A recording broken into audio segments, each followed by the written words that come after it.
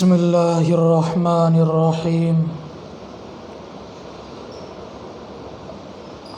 الحمد للہ نحمده ونستعینه ونستغفره ونؤمن به ونتوکل علیہ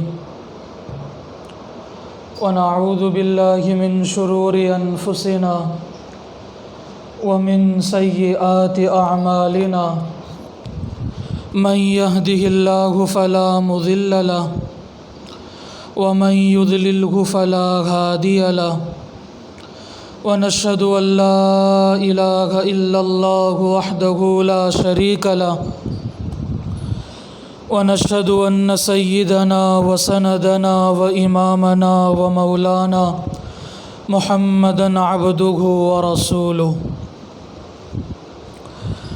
صلی اللہ علیہ وسلم تسلیما کثیرا کثیرا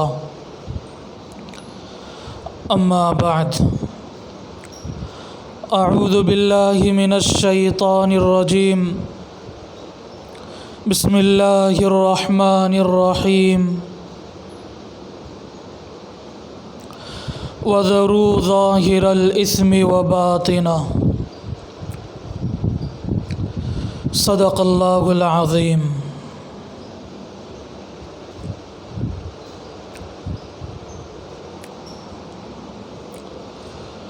محترم بھائیوں، بزرگوں، دوستوں،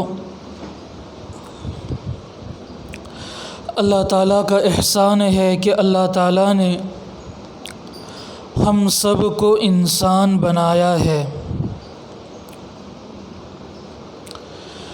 اگر انسان غور کرے تو دنیا کے اندر حیوانات نظر آتے ہیں،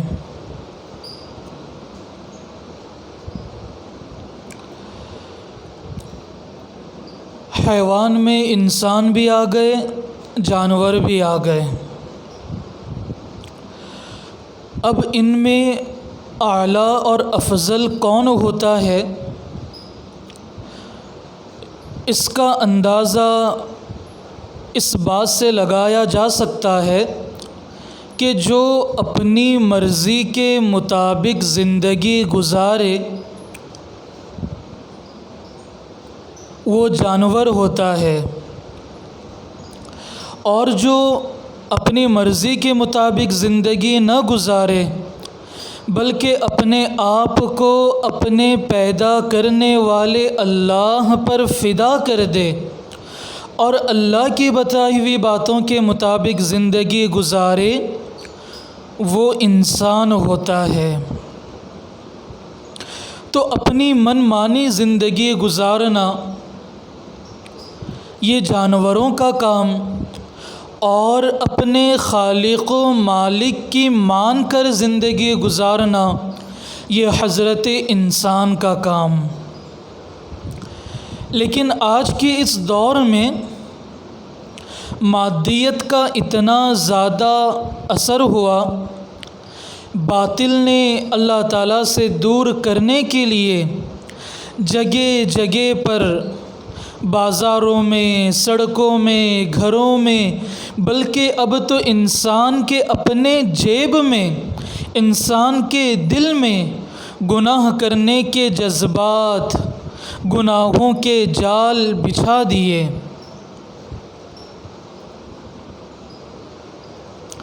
اب وہی انسان اپنے آپ کو بچا سکتا ہے جس کا تعلق اللہ تعالیٰ سے بڑا مضبوط ہو، ورنہ انسان اپنے نفس و شیطان کے سامنے مغلوب ہو جاتا ہے اور اپنی دنیا و آخرت برباد کر بیٹھتا ہے۔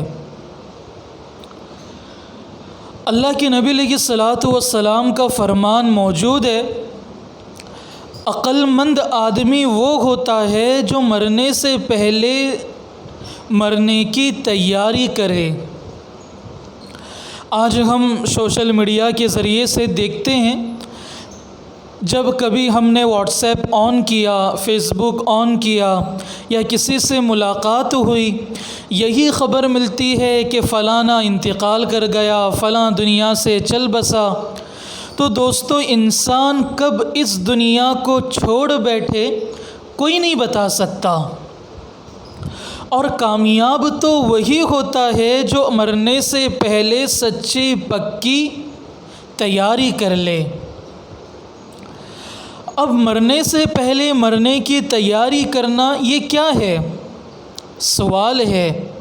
تو اس کا جواب یہ ہے کہ مرنے سے پہلے مرنے کی تیاری کرنا اپنے آپ کو ہر اس چیز سے بچانا ہے جس سے اللہ تعالیٰ ناراض ہوتے ہیں، اور وہ چیز انسان کے گناہ ہیں۔ آج کے اس مجلس میں 3 کام ایسے بتلائے جائیں گے کہ بندہ اگر ان تینوں چیزوں کو کرے تو بالیقین اللہ تبارک و تعالیٰ اس کے اندر گناہوں سے بچنے کی صلاحیت پیدا کر دیں گے۔ آج ہم جو اللہ تعالیٰ سے دور ہیں،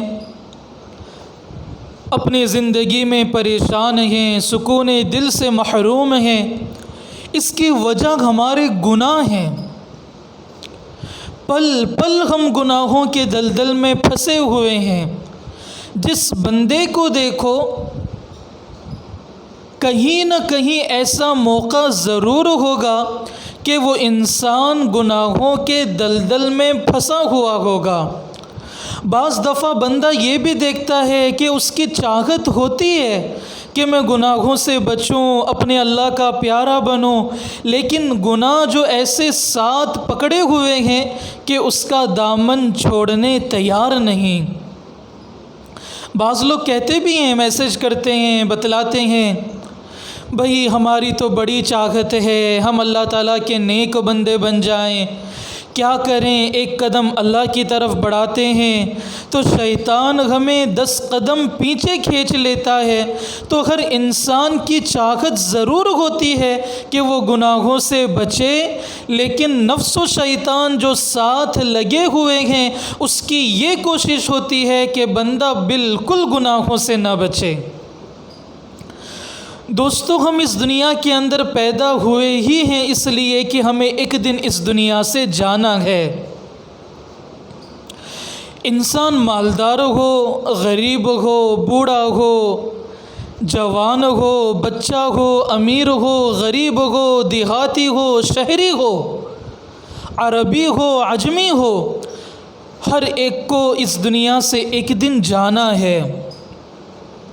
اگر انسان چاہتا ہے کہ میری اصلاح ہو جائے، میں اللہ تعالیٰ کا کامل بندہ بن جاؤں، اللہ تعالیٰ کا مقرب بندہ بن جاؤں، تو دوستو ہمیں جو اس دنیا سے جانے کے بعد جس دنیا میں جانا ہے اس دنیا کے بارے میں ذرا سوچا کریں، مراقبہ کیا کریں، تو انشاءاللہ اس دنیا کے اندر رہتے ہوئے اپنا دل اللہ تعالیٰ کے سپرد کر کے زندگی گزارنا آسان ہوگا۔ آج کی اس مجلس میں 3 مراقبے بتلائے جائیں گے۔ اگر بندہ ان تینوں مراقبوں کو کرے نا تو بالیقین بندے کو گناہوں سے بچنا آسان ہوگا۔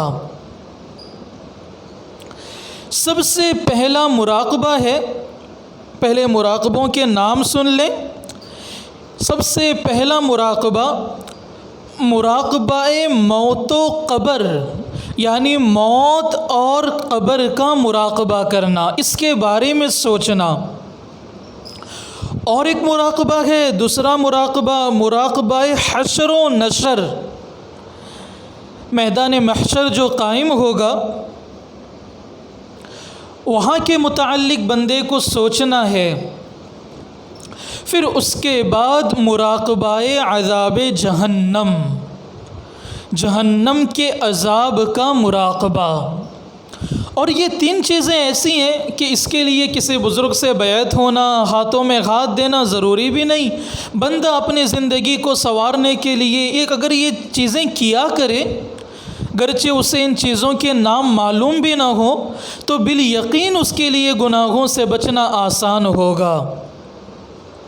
بندے کو چاہیے کہ جس طرح وہ what's app per on line آتا ہے اپنے دوستوں کو وقت دینے کے لیے، اسی طرح 24 گھنٹے میں سے ایک 15-20 منٹ کا وقت نکال کر تنہائی میں بیٹھے، ایسے جگہ میں جہاں پر کوئی نہ ہو۔ اور اگر بندہ اتنا بھی نہیں کر سکتا تو چلتے پھرتے بیٹھے ہوئے ان مراقبوں کو کر سکتا ہے۔ الدین و یسر، دین تو بہت آسان ہے، اور بزرگوں نے انسانوں کے لیے، ہمارے لیے اتنے آسان طریقے بتلائے، اگر بندہ ان کو کرنا شروع کرے بآسانی تو بالیقین اللہ تعالیٰ کا ولی بن جائے۔ سب سے پہلا مراقبہ ہے مراقبہ موت و قبر، قبر اور موت کا مراقبہ۔ اس کے لیے یہ کرنا ہے دوستو، کچھ دیر یہ سوچیں، 2 منٹ نکال کر چلتے پھرتے بیٹھے ہوئے بندہ اپنی موت کو یاد کرے کہ دنیا کے تمام ہمدرد، بھائی بہن، بیوی بچے، عزیز و اقارب، نوکر چاکر، ہم سے محبت کا دعویٰ کرنے والے ایک دن سب چھوٹ جائیں گے۔ ایک دن میری زندگی میں آئے گا کہ جن کے لیے میں دنیا میں جیتا تھا وہ سب کے سب مجھے چھوڑ جائیں گے، یا پھر میں سب کو چھوڑ جاؤں گا۔ پھر میری زندگی میں وہ دن آئے گا کہ میں اپنے گھر پر، جس گھر میں بڑا اترا کر چلا کرتا تھا، اپنے گھر والوں کو ڈانٹا کرتا تھا، ایک وقت آئے گا کہ میں اسی گھر پر بے بس پڑا ہوا ہوں گا۔ میرے مرنے کے بعد میرے جسم پر جو کپڑے ہوں گے اسے قینچی کے ذریعے سے کاٹ کر اتارے جائیں گے۔ پھر کچھ دیر سوچے کہ کپڑے اتارے جانے کے بعد اب نہلایا جاؤں گا، پھر کفن پہنایا جا رہا ہوں گا۔ جس مکان کو ہم اپنا سمجھتے تھے، اپنی بیوی بچوں نے زبردستی اسی مکان سے نکال دیا، بالیقین نکال دیا جائے گا۔ اگر ہم انتقال کر جائیں اور کوئی درخواست بھی کرے کہ بھائی اور 2-3 دن رکھنے دیں، اس طرح کے یہ ہمیں چھوڑ کر ہمیشہ کے لیے جانے والا ہے، ہم جن کے لیے جیا کرتے تھے وہی یہی بات کہیں گے کہ نہیں نہیں، جتنا جلدی ہو سکے ان کو قبر میں دفنا دیا جائے، کہیں ایسا نہ ہو کہ ان کے جسم سے بدبو آنا شروع ہو جائے۔ تو اپنے بھی اس وقت یہی بات کہتے ہیں کہ ان کو نہ رکھا جائے، بلکہ جتنا جلدی ہو سکے ان کو قبر کے حوالے سپرد کر دیا جائے۔ حواس خمسہ جو عیش اندر پہنچ رہے تھے سب ٹوٹ جائیں گے۔ جن آنکھوں سے حسینوں کو دیکھ کر، خوبصورت لڑکوں اور لڑکیوں کو دیکھ کر حرام لذت اندر در آمد کی جاتی تھی، اپنے دلوں کے اندر حرام محبتوں کو دیکھ کر، حرام چہروں کو دیکھ کر لذت ہم محسوس کرتے تھے، وہ آنکھیں اب دیکھنے سے قاصر ہو جائیں گی۔ مرنے کے بعد کیا ہوگا؟ وہ آنکھیں جن آنکھوں سے ہم نے اپنے موبائل میں دیکھ کر گناہ کیے، راستوں پر سڑکوں پر پوسٹوں کو دیکھ دیکھ کر گناہ کیے، راستوں پر اپنی ماؤں اور بہنوں کو دیکھ کر حرام لذت کو محسوس کیا، ایک دن آئے گی کہ وہ آنکھیں اپنے اندر وہ طاقت کھو بیٹھے گی کہ کوئی بندہ دیکھنا تو بہت دور کے بعد اپنے پلکوں کو جھپک بھی نہیں دیا کر سکتا۔ کان گانے سننے سے زبان شامی کباب بریانی مرغ کی لذت کے ادراک سے قاصر ہو جائیں گی، عناصر سے متعلق جتنی لذتیں تھیں سب ختم ہو جائیں گی۔ اب روح کے اندر اگر عبادت اور تقوی کے انوار ہوں گے تو وہی کام آئیں گے، ورنہ سب کے سب عیش لذتیں سب خراب ہو جائیں گی۔ پھر اسی طرح یہ سوچیں کہ اب قبر میں لٹایا جا رہا ہوں، میرے قبر میں تختے لگائے جا رہے ہیں، اب لوگ مٹی ڈال رہے ہیں، قبر کی تنہائی میں منو مٹی کے نیچے دبا دیا جائے گا۔ ہمارے حضرت جب دعا میں یہ جملہ پڑھتے ہیں کافی روتے ہیں، آواز بالکل دب جاتی ہے کہ قبر کی تنہائی میں منو مٹی کے اندر نیچے دبا دیا جائے گا، یہاں اب کوئی ساتھ نہیں دے گا۔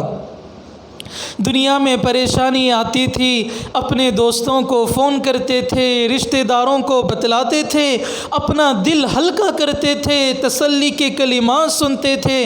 جب قبر کے اندر لٹا دیا جائے گا، عذاب مسلط کر دیے جائیں گے تو بتلائیں وہاں پر کون آئے گا تسلی دینے کے لیے؟ بس جو نیک اعمال کیے تھے وہی کام آئیں گے۔ قبر یا تو جنت کے باغوں میں سے ایک باغ ہے یا دوزخ کے گڑھوں میں سے ایک گڑھا ہے۔ تو دوستو اس طرح سوچنے کو کہتے ہیں مراقبہ موت و قبر، اپنے موت کا مراقبہ اور اپنے قبر میں جانے کے بعد کا مراقبہ۔ موت کا کثرت سے یاد کرنا دل کو دنیا سے اچاٹ کرتا ہے اور اس سے آخرت کی تیاری یعنی نیک اعمال کی توفیق ملتی ہے۔ حدیث شریف میں ہے کہ لذات کو ختم کرنے والی چیز، یعنی دنیا میں جس چیز کے ذریعے سے ہم لذت محسوس کرتے تھے یہ لذت ختم ہو جائے، ان لذتوں کو ختم کرنے کے لیے دوستو جو چیز ہے وہ موت کو کثرت سے یاد کرنا ہے۔ اسی حدیث کو سامنے رکھ کر بزرگوں نے موت و قبر کا مراقبے کا طریقہ ہمیں بتلایا۔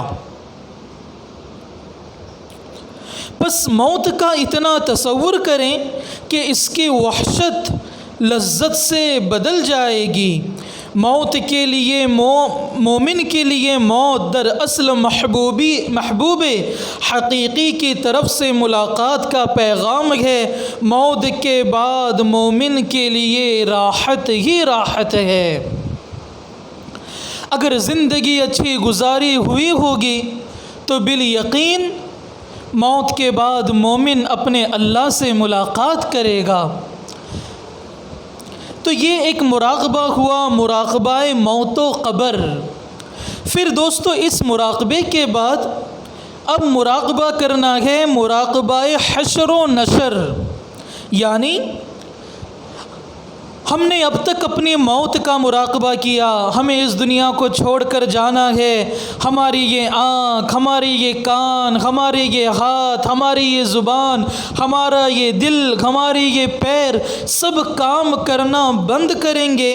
پھر قبر کے اندر لٹا دیا جائے گا، وہ قبرستان جہاں دن کے اجالے میں جانے میں آدمی ڈر محسوس کرتا ہے، وہاں پر رات کی تنہائیاں گزارنی ہیں۔ اس طرح موت کو قبر کو یاد کرنے کے بعد اس کے بعد بندے کو چاہیے کہ حشر کا مراقبہ کریں، یعنی تھوڑی دیر یہ سوچیں کہ میدان حشر قائم ہے اور میں اللہ تعالیٰ کے روبرو حساب کے لیے کھڑا ہوں، اور اللہ تعالیٰ فرما رہے ہیں کہ اے بے حیا، تجھ کو شرم نہ آئی کہ ہمیں چھوڑ کر غیر پر نظر پڑی اور ایک مرنے والی لاش کی طرف تو مائل ہوا؟ آج ہم خوبصورت لڑکوں کو دیکھ کر، خوبصورت لڑکیوں کو دیکھ کر اللہ تعالیٰ کو اپنے دل سے نکال دیتے ہیں، تو یہ سوچیں کہ کل اللہ تعالیٰ کے سامنے جب میدان محشر میں اللہ کے سامنے کھڑے ہوں گے اور اللہ تعالیٰ اس وقت ہم سے یہ فرمائیں، اے بے حیا انسان، تجھ کو شرم نہ آتی تھی کہ تو دنیا کے اندر مجھے چھوڑ کر فنا ہونے والے انسان کو دیکھا کرتا تھا؟ کیا تجھ پر ہمارا یہی حق تھا؟ کیا ہم نے تجھ کو اسی لیے پیدا کیا تھا کہ غیروں سے دل لگائے اور ہمیں یاد نہ کرے؟ آج ہم اللہ کو بھول بیٹھے ہیں۔ کیا ہم نے تجھ کو آنکھوں میں بینائی، آنکھوں میں دیکھنے کی صلاحیت اسی لیے دی تھی کہ اس کو حرام موقع پر استعمال کرتا، موبائل میں غلط ویڈیوز دیکھتا، پوسٹروں میں لڑکیوں کے تصاویر کو دیکھتا، راستوں میں بد نظری کرتا؟ کیا ہم نے آنکھیں تمہیں اسی لیے دی تھی؟ اے بے حیا، ہماری دی ہوئی چیزوں کو، آنکھوں کو، کانوں کو، دل کو ہماری نافرمانی میں تجھے شرم نہ آئی؟ پھر سوچیں کہ مجرمین کے لیے حکم ہو رہا ہوگا۔ ہم نے قرآن میں پڑھا نا، جو اللہ تعالیٰ کا مقبول اور محبوب بندہ ہوگا وہ تو اللہ تعالیٰ کا محبوب ہے ہی، اور جس نے دنیا کے اندر اللہ کی نافرمانی کی ہوگی وہ تو مجرم ہوگا۔ اور ہم تو اب اپنے گنہگار زندگی کی بنیاد پر اللہ تعالیٰ کے سامنے مجرم بن گئے۔ اب مجرموں کے لیے قرآن کریم نے کیا کہا؟ پھر سوچیں کہ مجرمین کے لیے حکم ہو رہا ہے، خذوہ، پکڑ لو اس نالائق کو، فغلوہ، زنجیروں میں جکڑ دو، ثم الجحیم صلوہ، پھر اس کو جہنم کے آگ میں ڈال دو، جہنم میں ڈال دو۔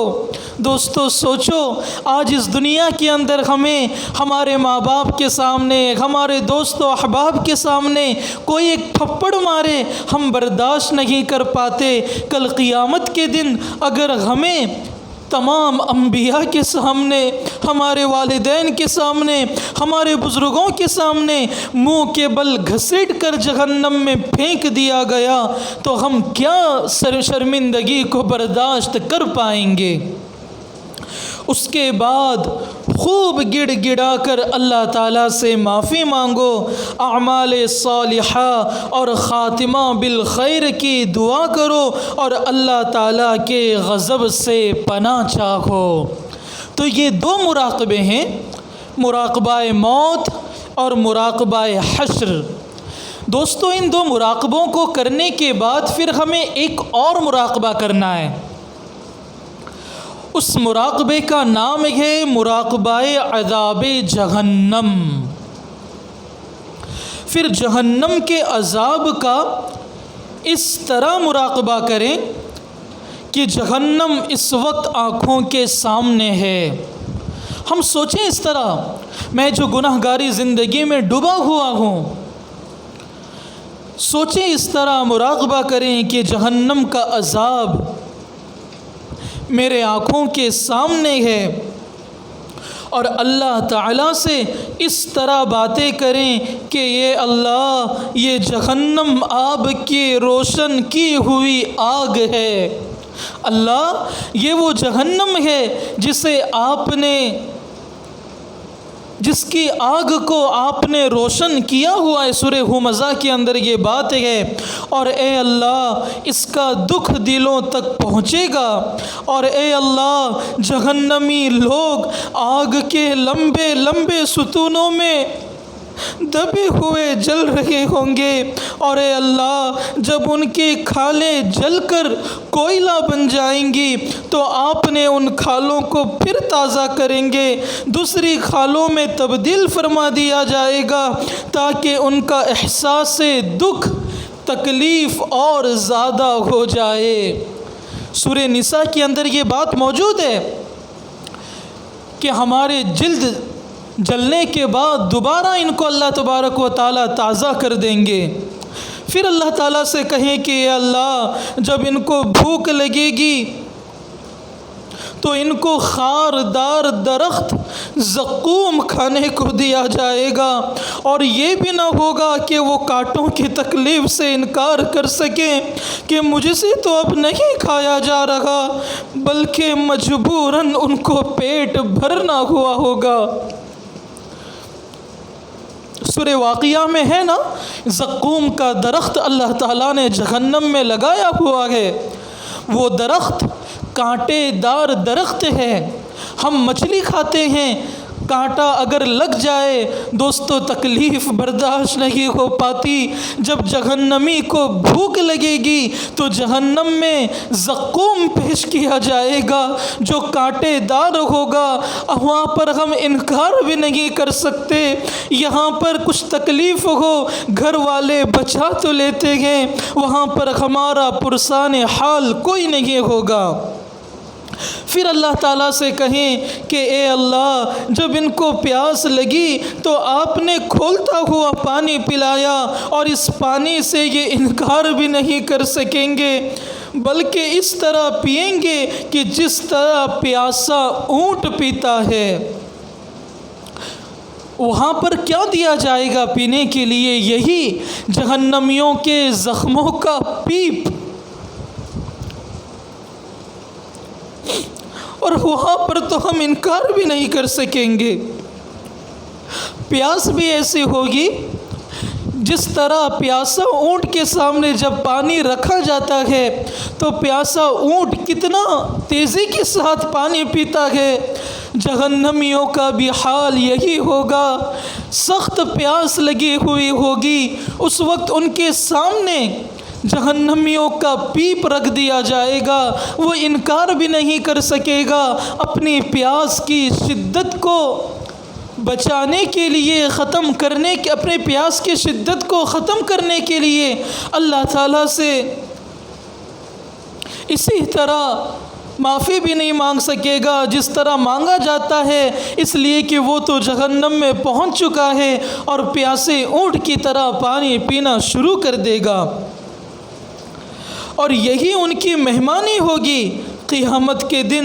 پھر اللہ سے کہیں اے اللہ جب انہیں کھولتا ہوا پانی پلائے جائے گا تو ان کی آنتیں کٹ کٹ کر پیخانے کے راستے سے نکل جائیں گی۔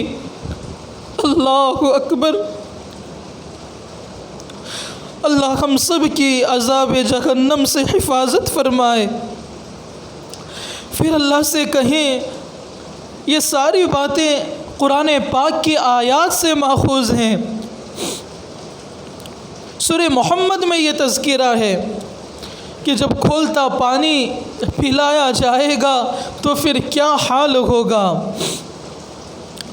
پھر اللہ تعالیٰ سے کہیں یا اللہ یہ جہنمی لوگ آگ اور کھولتے ہوئے پانی کے درمیان چکر کریں گے، اور اے اللہ جب رونا چاہیں گے تو آنسوؤں کے بجائے خون آئیں گے، اور جب شدت تکلیف سے نکل بھاگنے کی کوشش کریں گے تو پھر ان کو جہنم میں لوٹا دیا جائے گا، اور اے اللہ جب ہر طرح سے ہار جائیں گے تو آپ سے فریاد کی اجازت چاہیں گے تو آپ فرمائیں گے اسی جہنم میں ذلیل پڑے رہو اور مجھ سے تم لوگ بات مت کرو۔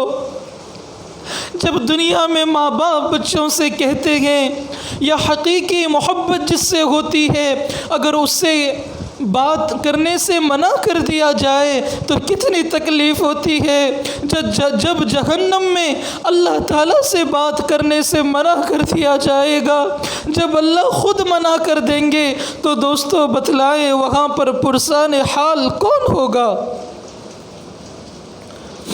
اے اللہ دنیا کی ایک چنگاری کی ہمیں برداشت نہیں تو جہنم کی وہ آگ جو 70 گنا دنیا کی آگ سے زیادہ ہے میں کیسے برداشت کر پاؤں گا۔ اے اللہ میرے اعمال تو جہنم کے لائق ہیں، مگر میں آپ کی رحمت سے فریاد کرتا ہوں کہ جہنم کے دردناک عذاب سے نجات کو میرے لیے مقدر فرما۔ یہاں پہنچ کر 3 مرتبہ دوستو اللہ تعالیٰ سے عرض کرے کہ اللہ میرے گناہوں سے بڑی آپ کی رحمت ہے، اللہ میرے گناہوں سے بڑی آپ کی رحمت ہے۔ یہاں پہنچ کر اس دعا کو 3 مرتبہ یہی عرض کرنا ہے، اور جتنا ہو سکے آنکھوں سے روئیں، دل سے روئیں، رونا نہ آئے تو رونے والوں کی طرح شکل بنا لیں۔ اس عمل کو دوستو پابندی سے کیا کریں، انشاءاللہ رفتہ رفتہ ایمان میں ترقی ہوتی رہے گی، اور ایک دن ایسا آئے گا کہ گویا جہنم آنکھوں کے سامنے ہے، پھر کسی طرح بندے کا دل نہیں چاہے گا کہ میں گناہ کروں، آنکھوں سے حرام لذت محسوس کروں، کانوں سے گناہ کروں، دل سے گناہ کروں، زبان سے گناہ کروں، اور معاصی سے، گناہوں سے انشاءاللہ اجتناب کی توفیق اللہ تبارک و تعالی عطا فرمائیں گے۔ تو دوستو اس طرح یہ 3 مراقبے، مراقبہ موت و قبر، مراقبہ حشر و نشر، مراقبہ عذاب جہنم، اس طرح ہم ان کو کیا کریں تو انشاءاللہ اللہ تعالیٰ کی ذات سے امید ہے کہ ہمیں گناہوں سے بچنا آسان ہوگا۔